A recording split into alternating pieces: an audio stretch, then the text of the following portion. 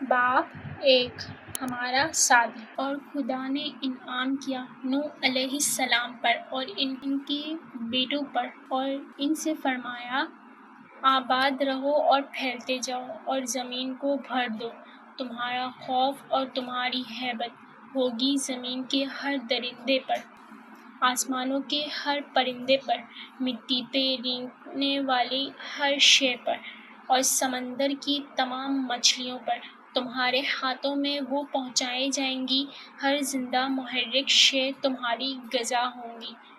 اور جیسے میں نے تمہیں عطا کیے ہیں سرسبز پودے، ویسے ہی میں تمہیں ہر شے عطا کروں گا، مگر تم ماس کو اس کی جان کے ساتھ نہیں کھاؤ گے، اور اس کی جان اس کا خون ہے، اور تمہاری جان کے خون کا میں حساب لوں گا ہر درندے اور ہر انسان سے، اور میں یقیناً حساب لوں گا ہر انسان سے، اس کے ساتھ ہی انسان کی جان کا۔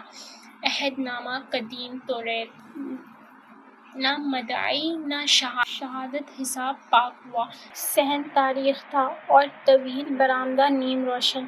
فجر کی 2 اذانیں دی جا چکی تھیں اور آسمان گہرا جامنی تھا۔ برآمدے کے آگے کوٹھریاں در کوٹھریاں تھیں جن کے دروازے سلاخ دار تھے اور جن کی میلی دیواروں پر لکیریں نشان نام سے لکھے تھے۔ کچھ قیدی سو رہے تھے، کچھ جاگ رہے تھے۔ یہاں زندگی 2 انتہاؤں کے درمیان لٹکی تھی۔ سیاہ دھاری سفید دھاری سے مکمل الگ ہو چکی تو فجر کی تیسری اذان گونجنے لگی۔ ہواؤں نے مؤذن کی آواز کو اپنے پروں پر اٹھایا اور صحن میں پھیلا دیا، اللہ سب سے بڑا ہے، اللہ سب سے بڑا ہے۔ ایسے میں برآمدے میں 2 پہرے دار ٹہلتے ٹہلتے ایک ستون کے ساتھ آ کھڑے ہوئے تھے۔ ایک نے بیٹری سلگائی اور دوسرے کو پیشکش کی، جسے دوسرے نے مسترد کر کے پھر سے اس حوالات قیدی کو تھرتھراتی قیدی کی کوٹھری کو دیکھا جس کے سامنے وہ کھڑے تھے۔ پہلے سپاہی عبدالشکور نے بھی گردن موڑی، پھر استہزائیہ مسکرا کر سر جھٹکا۔ محمد دین بار بار اس بدمزاج آدمی کو نہ دیکھا کر، اس کا دماغ پہلے ہی خراب رہتا ہے، تیری ہمدردی سے وہ اور شیر ہو جائے گا۔ لبوں سے دھواں چھوڑتے اس نے تنبیہ کی، میں گواہی دیتا ہوں کہ اللہ کے سوا کوئی ایسا نہیں جس کی عبادت کرنی چاہیے۔ مؤذن کی صدا برابر آ رہی تھی۔ محمد دین تعجب سے اس کوٹھری کو دیکھتا رہا جس میں سفید لباس میں ملبوس قیدی نماز کا کپڑا بچھاتا نظر آ رہا تھا۔ کیا یوں نماز پڑھنے سے اللہ معاف کر دیتا ہے؟ محمد دین نے مایوس آواز میں پوچھا۔ قیدی اب آستین کلائیوں تک برابر کر رہا تھا۔ اس نے وضو کے لیے اوپر چڑھائی تھی، اس کی پشت ان دونوں کی جانب تھی۔ قتل کبھی معاف نہیں ہوتا، اور جو اس طرح اپنی بیوی اور سگے بھائی کو قتل کر دے وہ تو کبھی معاف نہیں ہوگا۔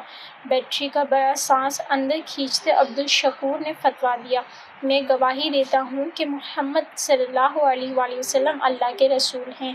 میں گواہی دیتا ہوں محمد صلی اللہ علیہ وآلہ وسلم اللہ کے رسول ہیں، مگر اس کی بیوی اور اس کے بھائی کے تعلقات تھے، اس نے غیرت میں قتل کیا تھا، یہی سننے میں آیا ہے، تب ہی تو 4 سال سے جیل میں ہے۔ محمد دین ستون سے ٹیک لگائے ترہم سے اسے دیکھ رہا تھا۔ نماز کی طرف آؤ۔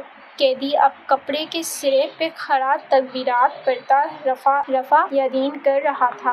برآمدے کی مدھم روشنی میں اس کا نیم رخ واضح تھا، سفید شلوار، سفید کرتا، بالکل کفن جیسا۔ اب گردن جھکی تھی، ہاتھ سینے پہ تھے، قدرے لمبے بال 2 انچ کی پونی میں باندھے تھے۔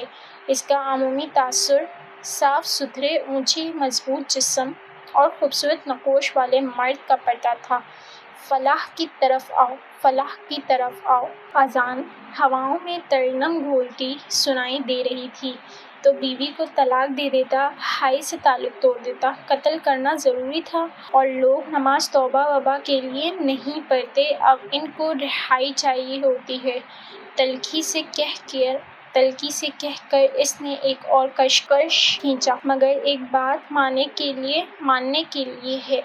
کی ہے، اس کے غصے کے علاوہ یہ بندہ برا نہیں ہے۔ تجھے پتہ ہے اس کا انٹیلیجنس میں اونچا عہدہ تھا، اچھا خوبصورت جوان تھا، مگر بیوی ایسی نکلی کہ زندگی برباد ہو گئی فارغ غازی کی۔ اندر فارغ غازی اب رکوع میں جھک رہا تھا۔ نماز نیند سے بہتر ہے۔ فضا میں تیرتی آواز ملامت سے ستون سے ٹکرا رہی تھی۔ ہاں تو اپنا کیا سامنے آتا ہے، اب یہ بچے گا تھوڑی ہوں۔ لاپرواہی استہزاء اسے سر جھٹک کر عبدالشکور کو جانے کے لیے پلٹا۔ تبھی محمد دین کسی سحر کے زیر اثر بولا، مگر وہ کہہ رہا تھا یہ رہا ہو جائے گا۔ عبدالشکور نے حیرت سے رک کر اپنے ساتھی کو دیکھا۔ یہ فارغ غازی رہا ہو جائے گا، یہ کس نے کہا؟ وہی لمبا خوبصورت گھنگھرالے بالوں والا لڑکا جو اس سے ملنے ہر ہفتے آتا ہے۔ محمد دین کی نگاہیں ہنوز اس پہ مرکوز تھیں۔ فارغ غازی اب سجدے میں سر رکھے ہوئے تھا۔ وہ اس کا بھانجا، کیا نام ہے اس کا؟ اور اس کے لگنے سے کیا ہوتا ہے؟ اس کی بات ہمیشہ سچ ہو جاتی ہے۔ پہلے اس نے کہا تھا ہفتہ وار پیشی ہوا کرے گی، ایسا ہی ہوا۔ پھر اس روز وہ کہہ کر گیا اس ہفتے یہ رہا ہو جائے گا۔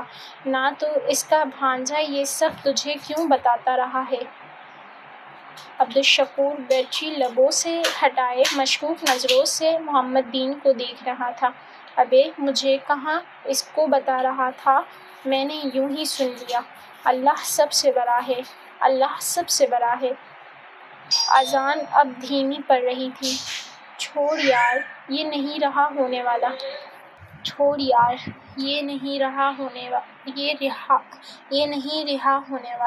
اس نے تلخی سے کہہ کر بیٹری پھینکی اور پھر سلگتے بجھتے انگارے کو دیکھنے لگا۔ اللہ کے سوا کوئی ایسا نہیں جس کی عبادت کرنی چاہیے۔ آواز دم توڑ رہی تھی۔ فضا میں سکوت چھا گیا۔ پھر بلبل نے صدا لگائی، درختوں نے پتے جھکائے اور ساری مخلوق اپنی عبادت میں مشغول ہو گئی۔ قیدی سلام پھیر کر اٹھا، جائے نماز کا کونا موڑا، کف کلائی پہ موڑے اور چلتا ہوا سلاخوں تک آیا۔ اس کا چہرہ ٹیوب لائٹ کی روشنی میں واضح ہوا۔ اس کی آنکھیں سنہری تھیں۔ آنکھیں سکیڑ کر تیکھی نظروں سے ان دونوں کو دیکھتے اس نے انگلی سے اپنی طرف آنے کا اشارہ کیا۔ محمد دین مکانیکی انداز میں قریب آیا۔ عبدالشکور اتنا متاثر نہ تھا، مگر اس نے بھی پیروی کی۔ اپنے کان صاف کر کے دھیان سے سنو۔ وہ تیز نگاہوں سے دونوں کو باری باری دیکھتے ہوئے بولا، پہلی بات، وہ میرا سگا نہیں، سوتیلا بھائی تھا۔ دوسری بات، میرے بھانجے کا نام سعدی یوسف ہے۔ اور آخری بات، اگر آئندہ تم مجھے میری ملاقات کے اوقات میں اپنے قریب بھٹکتے نظر آئے تو اگلے دن یہاں دوپہر ویل چیئر پہ دوڑ گے۔ سمجھ میں آیا تجھے؟ تو میں ابھی۔ عبدالشکور غصے سے آگے بڑھا، مگر محمد دین نے اس کے سینے پر ہاتھ رکھ کر پیچھے دھکیل دے۔ چھوڑو، جانے دو کہہ کر اسے روکا اور واپس لے گیا۔ کیا؟ ہاں، ابھی کیا؟ سلاخیں تھامے فارغ نے بھینچے جبڑے اور گسیلی آنکھوں سے پکارا، مگر محمد دین بمشکل سمجھا بجھا کر اسے دور کرنے میں کامیاب ہو گیا تھا۔ فارغ نے سر جھٹکا اور واپس ہو لیا۔ صبح کی سفیدی آہستہ آہستہ پھیل رہی تھی۔